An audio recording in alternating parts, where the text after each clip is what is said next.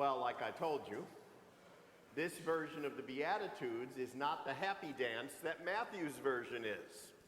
Matthew's version is, blessed are the meek, blessed are the humble. It's all the good things. And then the gospel ends. And everyone goes away and says, yes, that's what we have to be. We're all going to be rock stars. Life's wonderful. Hooray. And then there's Luke's version. Luke's version is the more complete.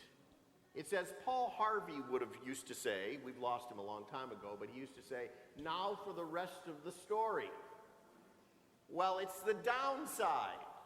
It's the, how about the other side of the house? Now, first off, I want to tell you, God is not saying in this gospel, do not laugh. He is not saying there is inherently anything wrong with being wealthy. If you take that as the interpretation of this scripture, you're going to go away depressed. Okay? Jesus laughed. Jesus had fun. Jesus liked to enjoy life. Jesus was fully human like you and I are. He loved a good joke. He hung around really cool people. He was Mary Magdalene, my favorite. He was a great guy, and still is. Fully human, fully divine, the same as us, except unlike us, he couldn't sin. We are different. So what does part 2 of this gospel mean? Well, first walk with me in my week this week. I had an interesting week. So on Wednesday, I got to be a guest over at St. John's Hospital on Morass Road near Grosse Pointe. It was so much fun. I was there for a test which upper middle-aged people have to go through, which requires preparation. Now, let me tell you, we'll go no further on that. Breakfast follows. But I was pretty nervous. Now, it's the 5th time in my life I've had this exam, okay? But I was nervous because I thought maybe this was going to be the time I was going to get bad news. I'm 60 now, and maybe this just was going to be a bad time, you know? Maybe I was just sick of eating Jell-O all day the night before, the day before, I don't know. But I get there, and my pulse is through the universe. I'm in total fight or flight mode. My blood pressure, man, holy cow. And this wonderful African-American nurse, a total sweetheart, just touched me on the shoulder and said, "Father, you're really healthy. This is going to be okay. Chill out." You know, it's one thing to put me in a battlefield. It's one thing to put me in a courtroom. It's another thing to put me up here in a sanctuary. But you put me in anything with people in white coats with needles, forget about it. I am the world's greatest wimp. Okay? And I mean W-I-M-P.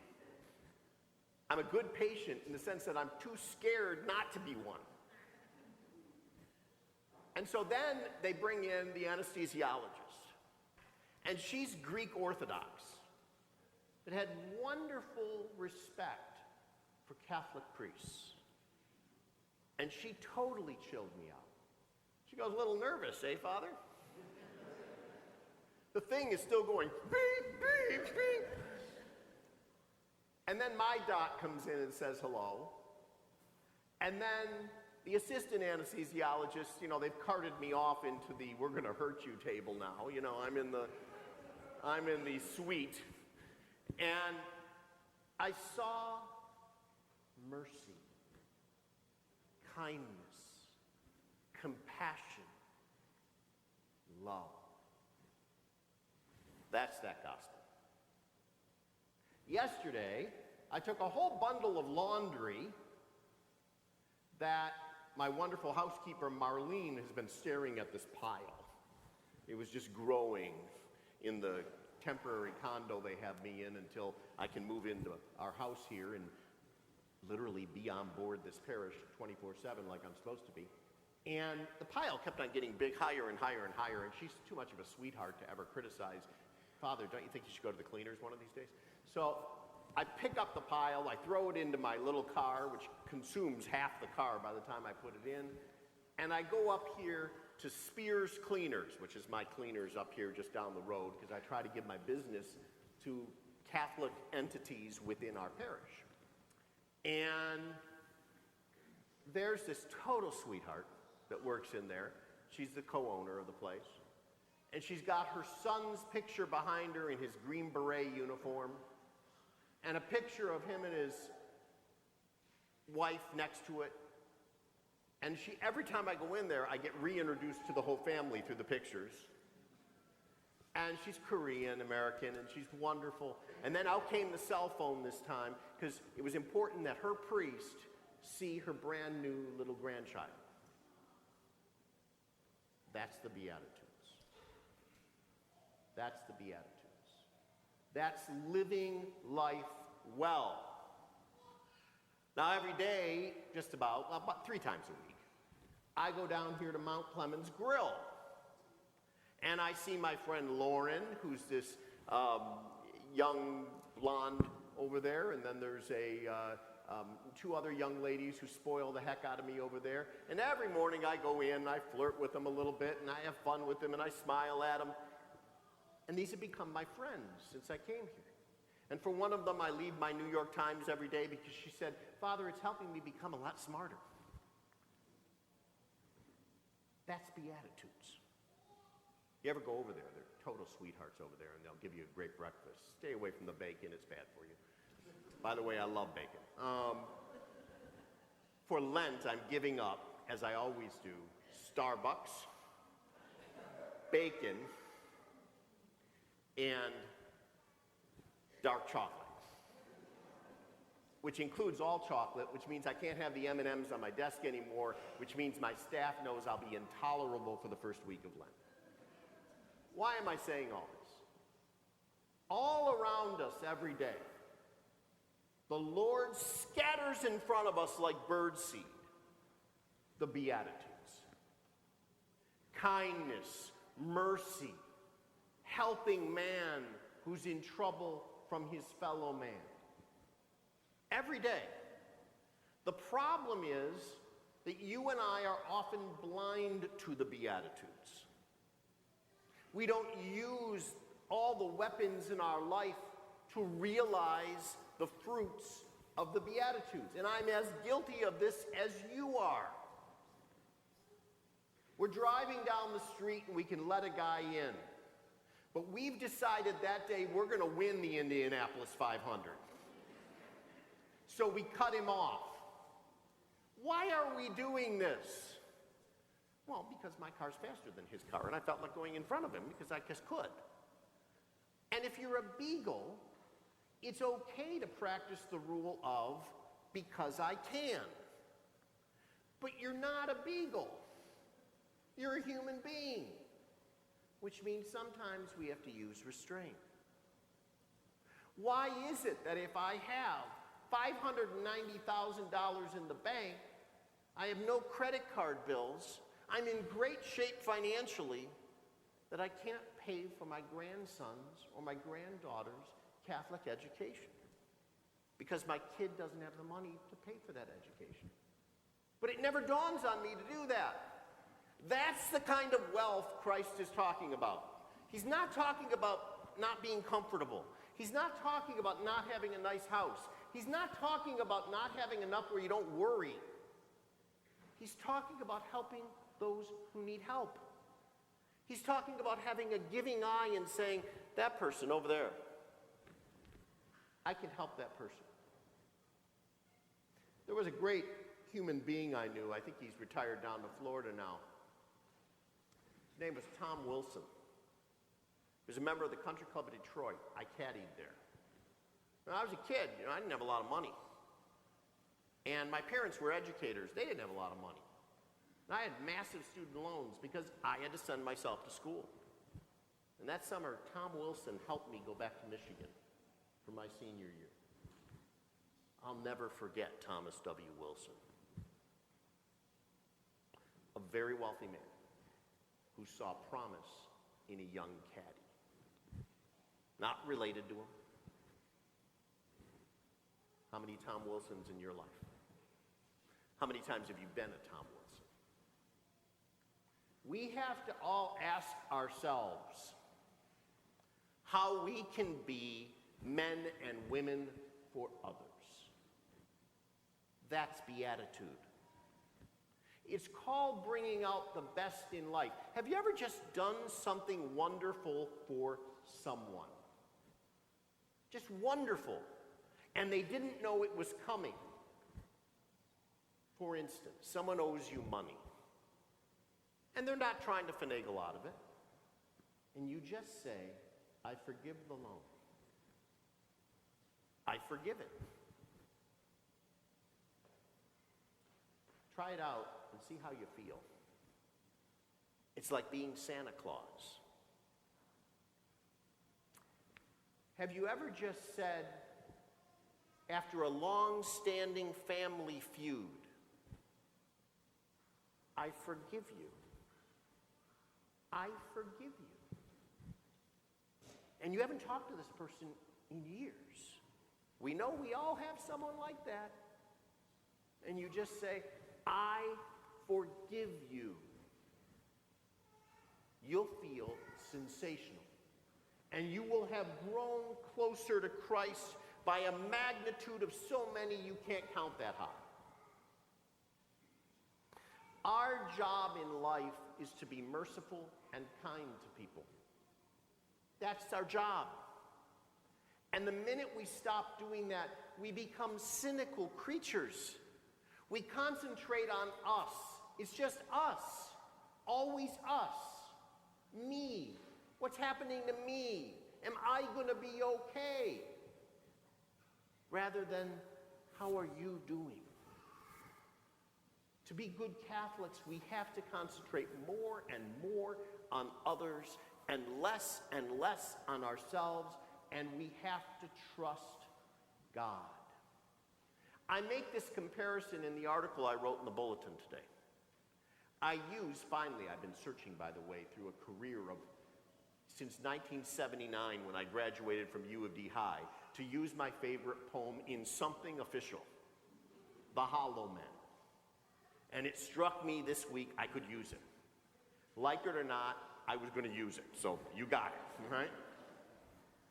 But I used that poem in today's article because I wanted to illustrate for all of you what we are without beatitude. We are the hollow men. We are the stuffed men. Headpieces filled with straw. That's what we are when we are heartless. When we live a life consumed with ourselves, we are heartless. And what we have to do, and it's very challenging, my friends, is look beyond race, look beyond politics, look beyond religion. And we have to say, these are the people of God, made in his image and likeness. I have no choice but to give them love. Because when we face Jesus the Christ, when the ball game is over,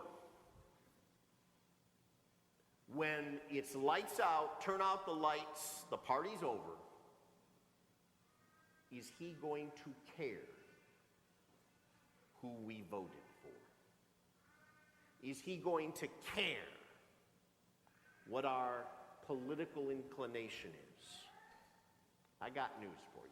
He doesn't care who's going to win the Super Bowl. He doesn't care who the Big Ten champions of football are this year. By the way, it's the University of Michigan. He doesn't care, okay? He cares about your hearts. He cares about your souls. He cares about you being with him.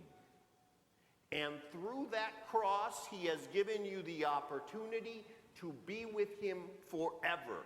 That's why you're here. You and I are here to get there. If we just look at our life as being here and we forget about there, we're not living Beatitudes, and we will not be with him, among him, and one with him. And my job, by the way, I sometimes seem like I'm more interested in giving you the truth rather than becoming the most popular pastor in the history of the archdiocese. You're right. Because that's why a priest is sent to a parish. Sometimes people don't want to hear that truth. Sometimes they want to hear their truth. The Beatitudes is the story of the truth of Christ. And remember, that's the same Christ who stood before Pilate, rejected by his own people, crucified, scourged. A crown of thorns was his reward. And yet, that's the Christ who from the cross looked down and said, "Forgive them, Father, for they know not what they do." You and I are on a journey through this life, which includes joy, happiness, and some time on the cross, so that we can join the Christ in everlasting paradise. When we take our eye off that part of the golf ball, we forget. And when we forget, we are of ourselves. And when we are of ourselves, we find ourselves very alone on an island where God is not. And that is what we need to avoid if we accept the life of beatitude. So, Luke's beatitudinal message to us, which includes the positive and the negative, is simply telling us that with every gift God gave us, our wealth, our talent, our intelligence, our wit, our humor, our ability to love, all of it must be directed not for us, but for our fellow men and women, for our families, and even those who are not related to us and don't look like us. And if we do that, and by the way, being Catholic is tough, isn't it? If we do that, spend a little less time trying to win the fake Indianapolis 500 out there, and a little more time throwing an extra couple bucks at one of those wonderful waitresses over at the Mount Clemens Grill, then we find out. Then we find out that life gives us every opportunity to seek and to receive the greatest gift Christ gave us from the cross, life with him in paradise. In the name of the Father, and of the Son, and of the Holy Spirit. Amen.